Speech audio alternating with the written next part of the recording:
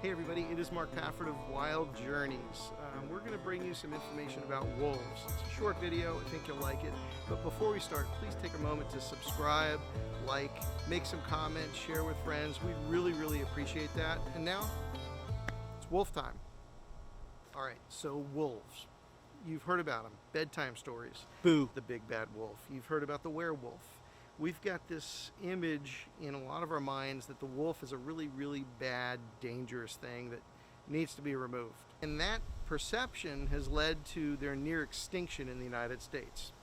The gray wolf once populated the country from the Pacific coast to the East Coast. The red wolf held its place in the Southeast United States. And so today I've traveled to Asheville, North Carolina. In Asheville, North Carolina, there's a place called the Western North Carolina Nature Center. There they have gray wolves, red wolves, and coyotes next to each other. I wanted to see for myself, but first I wanted to view gray wolves.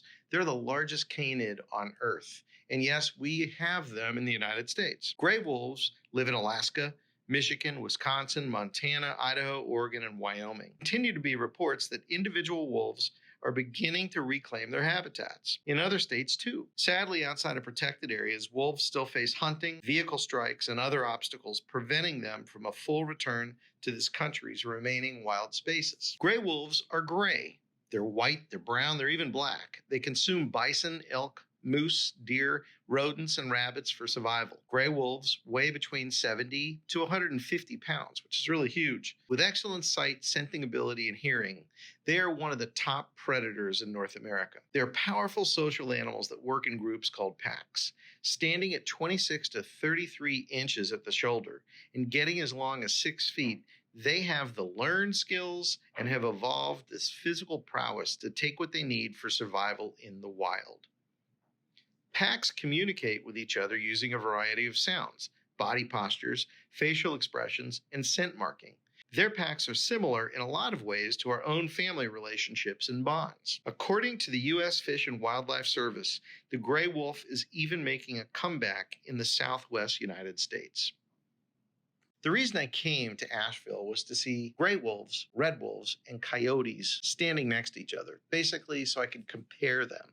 According to Defenders of Wildlife, the red wolf is the most endangered canid on Earth. The red wolf is the Southeast's only native wolf. Due in large part to the Endangered Species Act of 1973, the red wolf was saved from extinction. Although it's lost close to 100% of its historical range, a single wild pack of about 20 wolves hangs on to a thread at the Alligator River National Wildlife Refuge in North Carolina. Decades ago, 14 remaining wild red wolves were captured in Texas and put into breeding programs across the country. The wolves you see here today are a pair of breeding wolves. Both were born in captivity as part of that program. About 200 red wolves now live in captivity and help produce pups to re-release into the wild. The National Breeding Program's ultimate goal is to repopulate some of the historic range. In fact, I visited St. Vincent Island in Florida a while back to unsuccessfully photograph a pair of breeding wolves and their pups.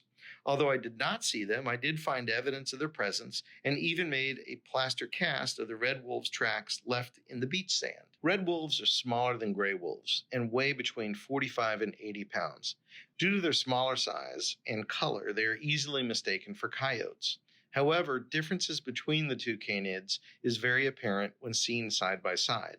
Their fur is brown or buff with a reddish hue along their tops and sides and on the backs of their legs. Until recently, the wild population on the North Carolina coast was successfully growing. Unfortunately, red wolves have struggled in the last number of years, largely due to humans and coyote hybridization. Red wolves' preferred habitats that include large amounts of upland and swamp forests with thick cover. Unlike their larger cousins, their prey consists largely of small mammals, rodents, birds, and white-tailed deer. The Western North Carolina Nature Center is part of the National breeding program and management program known as the Red Wolf Species Survival Plan. They work to preserve genetic diversity of the red wolf and ensure the long-term sustainability of zoo-based animal populations. These red wolves are part of a breeding program, and if you look very closely, it appears the female is carrying a new litter. Coyotes were once only found throughout the central part of the country. However, due to their ability to adapt, they have moved into areas that were once the range of wolves and other large apex predators. They are most active at night and can live alone, in pairs, or in loosely knit packs. Their biggest threat remains humans, and they are sadly considered vermin. This side-by-side comparison really demonstrates how different coyotes and red wolves are.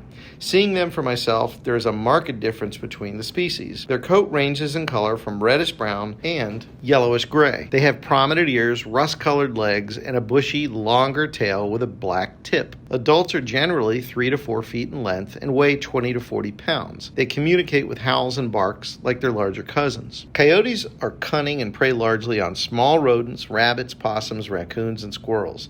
They'll also eat insects, fruits, berries, seeds, grasses, and carrion. Occasionally, they'll also take deer, cats, and other small livestock like goats. Well, that's it. It's wolves in a few minutes. And it was great to go to Asheville and film them side by side. It's sad to see them in captivity, but each of those animals plays an important role in education. And hopefully this video provided some education to you. Maybe you'll show it to your kids, maybe you have a classroom, whatever you need to do. And again, please take time to subscribe and like and comment in terms of what else you might like to see on this channel. Thanks very much. This is Mark, and we'll have another wild journey soon.